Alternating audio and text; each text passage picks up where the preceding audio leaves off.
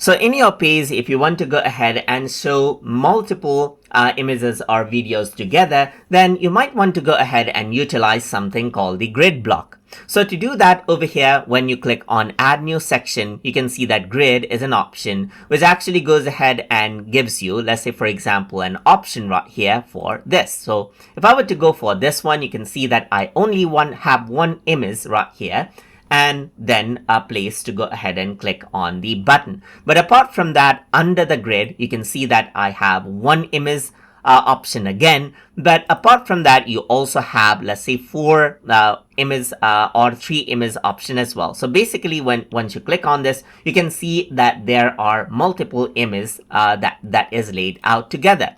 Go around over here and click right here, and then you got multiple images right here that you can go ahead and change out as you want. So there's the image, as you can see right here. You can go ahead and change out the image as you like, or add in a video around over here as you like as well. So you want to show more visuals right here, then you can go ahead and utilize the grid block right here. So if you were to go to the grid block, you can even see like there's different sort of grid blocks that you can actually go ahead and utilize right here. There's even one with 5 grid blocks, as you can see right here, that you can select out and change around everything else right here. And then you can go ahead and add in, let's say for example, anything as you like onto this. So that is how you can go ahead and work around and use grid block to show multiple elements inside of Strikingly.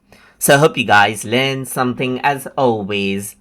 And as always, please like, comment, share, and subscribe.